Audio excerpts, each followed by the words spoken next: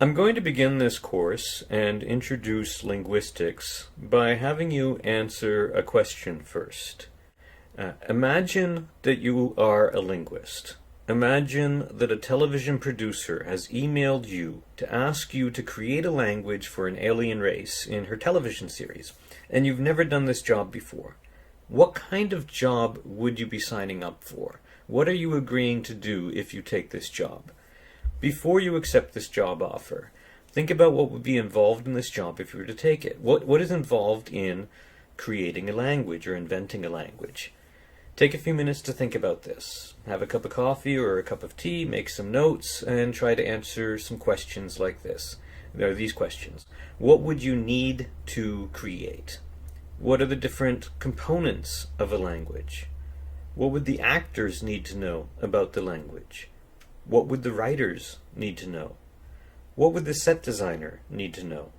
And how would the producer know if you've actually finished the job? And how would they know if you've actually done a good job? Your answers to these questions could give you a sense of how you currently understand language and which aspects of language are most obvious and salient to you, and which ones are less obvious. The aspects of language you identify here may hint at where your priorities lie as a language learner. If you are a teacher of languages, your answer might reveal which aspects of language you are most likely to draw your students' attention to. And you could be neglecting to attend to other aspects of language that might be equally important, but less obvious at first. Inventing languages for television shows is something that some linguists do. David J. Peterson, the inventor of Dothraki, is not even the first linguist to have success inventing fictional languages for television. That honor belongs to a linguist named Mark Okrand, who producers hired to create a language for the warlike Klingons, which is an alien race in the TV show Star Trek. And he had an idea for what he wanted the language to sound like, but he also knew he wanted it to be an actual language, and not just a bunch of random noises pretending to be words. To create a natural feeling and sounding language, he drew upon linguistic theory and paid attention to many of the different aspects of language that we discuss above. These days, fantasy and science fiction television shows hire linguists to make the fictional languages that their imaginary races speak more believable. Other television shows use linguists to make their real-world but ancient or less common languages more believable. Linguists even work with actors or actresses to help them learn an accent when they take on a role that requires one. These linguists are often called dialect coaches. Some television shows should spend more time or more money on linguists to avoid embarrassing mistakes. Although Klingon is one of the more popular invented languages, there are hundreds, if not thousands, of other invented languages. A 12th century abbess invented lingua ignota. This is Latin for unknown language. The earliest example of an invented language. These languages are invented by people from all walks of life and for both play and for work. People who construct languages or who study constructed languages are called Conlangers. A conlang, a constructed language, is any language that does not arise naturally but is created or invented. Mark Rosenfelder, who has written a number of books on inventing languages, says that conlangers follow a predictable journey in their adventure in language invention. First, they play with their native language in some fairly predictable ways, creating a code, which is not a full language at all, but a reworking of their native language into a not immediately recognizable form. And then they might create something that borrows from a number of Romance languages and looks somewhat like one of the most famous constructed languages, Esperanto. That would be incorporating all sorts of Greek and Latin and European roots into its lexicon and arranging them with grammar patterns that are familiar to European languages. So third, after learning a little bit about linguistics, these new conlangers create what Rosenfelder called a kitchen sink language, which contains every linguistic feature they've ever heard about.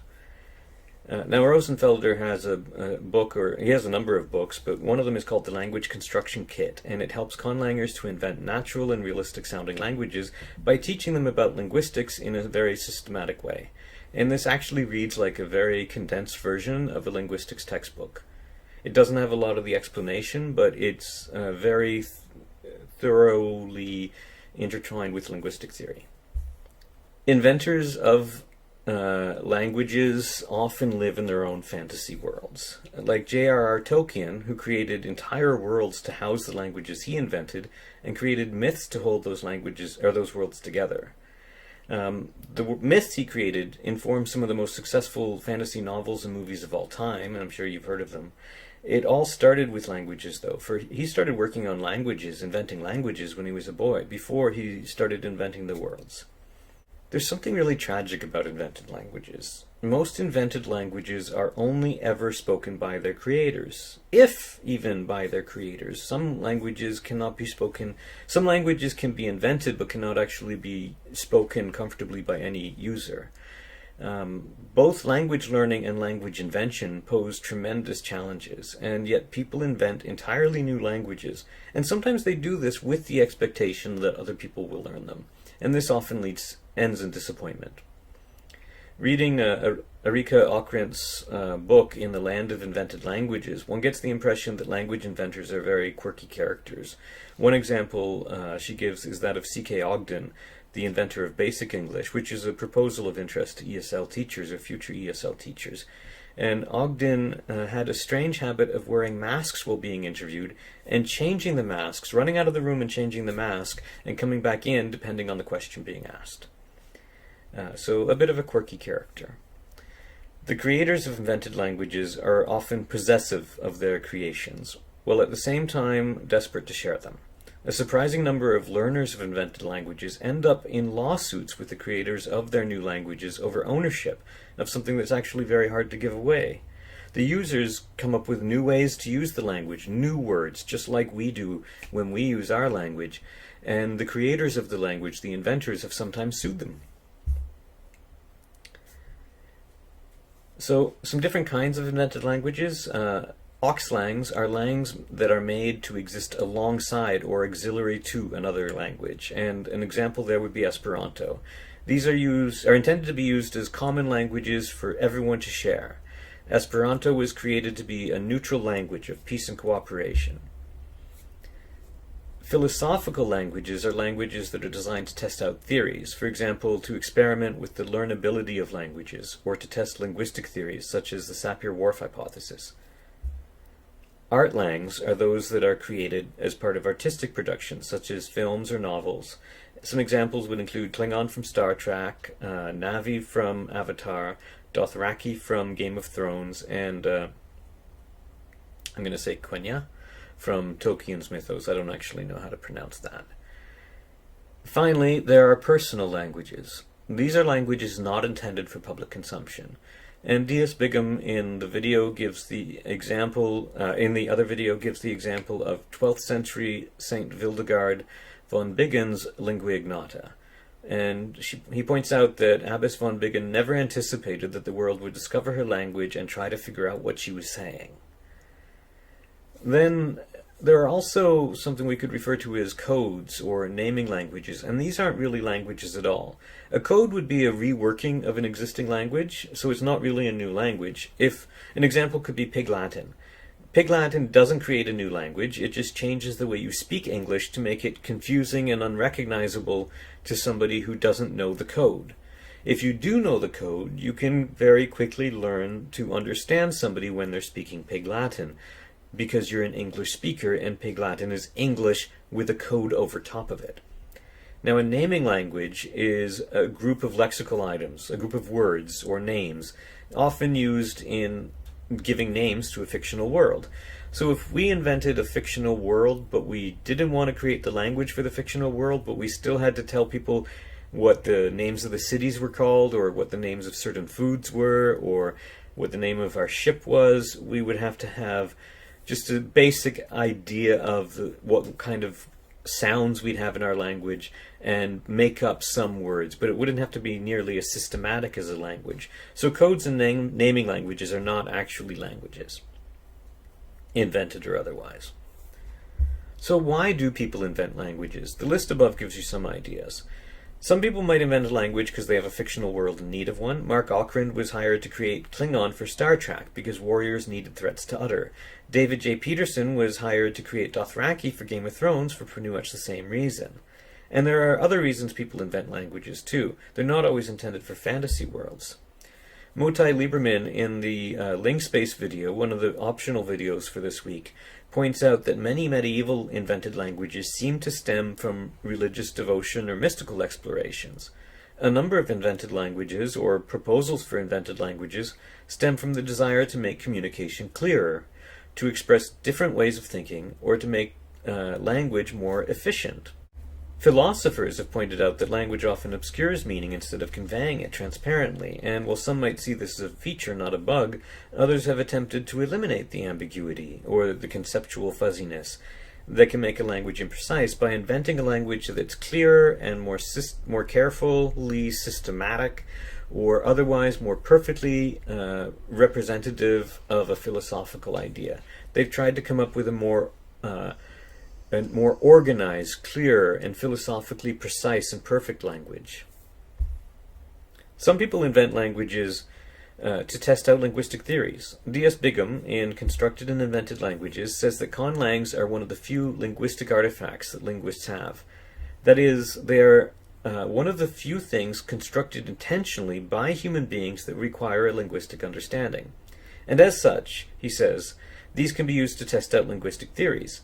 Conlanging allows us to explore the limits of human language, so we can use conlangs as psychological or test model languages to figure out what it is human languages have to do in order to be learnable. What kinds of things it just appears human languages do as just an accident of history, and what things the brain really needs us to do.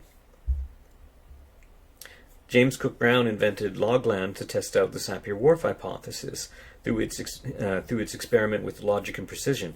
If it's true that languages limit and shape the way we think, as the Sapir-Whorf hypothesis suggests, then wouldn't a highly logical language make us more highly logical? Others desire to create a language that's easier to learn. They might alter an existing language so that it has a much smaller vocabulary, or create a new language with fewer exceptions, with words that are less arbitrary, imposing a kind of structure on the randomness of language. Arbitrariness is an aspect of language we're going to talk about some more. Some invented languages have attempted to reduce that arbitrariness. People also may have political reasons for inventing languages. Some language inventors want to create a neutral language, a shared language, unburdened by the violent events of the languages of their times. L.L. Zamenhof, the inventor of Esperanto, wanted to provide a language of hope, and international communication. Suzette Haden-Elgin, the inventor of Laden, Susan Haden-Elgin invented Laden to better express women's experience, something she felt a language forged in patriarchy would be unable to do. Some people invent languages to amuse themselves. Tolkien, when he was a soldier in the First World War, already a language inventor himself, overheard another soldier inventing a language to pass his time, and he saw this man waiting to be deployed in the trenches, contemplating linguistic decisions, possibilities, puzzles, and Tolkien described him as having a smile that was full of great delight, as of a poet or painter seeing suddenly the solution of a hitherto clumsy passage. So some people create languages for fun. So, back to the original questions. If you were a language inventor, what would you need to invent? So first, you have to ask yourself, what kinds of sounds is it possible for that species of alien to make? Perhaps you could conceive of a telepathic language, or a language communicated solely through sign, or writing, or gesture. If not, our alien species would need to produce some form of sound. And what sounds could they produce? Usually you would want these to be sounds a human actor can produce if you're actually making this for a TV show, so you would make reference to the field of linguistics known as phonetics. Here's two definitions of phonetics. The study of speech sounds as physical objects. And you might not think of speech as a physical object, but if you put your hand in front of your mouth and shout your name, you'll feel something on your hand. You'll feel the air on your hand. Speech exists in the air. It exists physically. So a speech sound is a physical object, and that's studied by phonetics. Another definition, the characteristics of speech sounds, is what the phonetics is concerned with. You'd also could ask yourself not just what kind of sounds could our aliens make, but what kind of sounds do our aliens make? Phonetics focuses on what sounds human beings can make, and phonology focuses on more on which sounds human beings do make in specific languages and how they combine these sounds in continuous speech. Where phonetics is concerned with what humans can do, phonology is concerned with what the speakers of specific languages actually do. And these are obviously overlapping and intersecting fields of research. So most people who study phonetics also study phonology to some degree. As for our aliens, just because they can make a speech sound does not mean they do. The human mouth is usually capable of producing sounds from any human language, but many of us find it challenging to produce some sounds that are not in our language. We learn the phonemes, we learn our phonology very early in life. Languages select different sounds to use in speech. So here's two definitions of phonology. The study of how languages organize sounds into different patterns, and the study of the systems and patterns of speech sounds in languages. So phonetics is a study of how the speech sounds are produced and received with reference to the articulatory organs, the parts of the body involved in producing speech, and with reference to the hearing mechanism. Phonology, on the other hand, is concerned with how these sounds combine and connect with each other in different languages.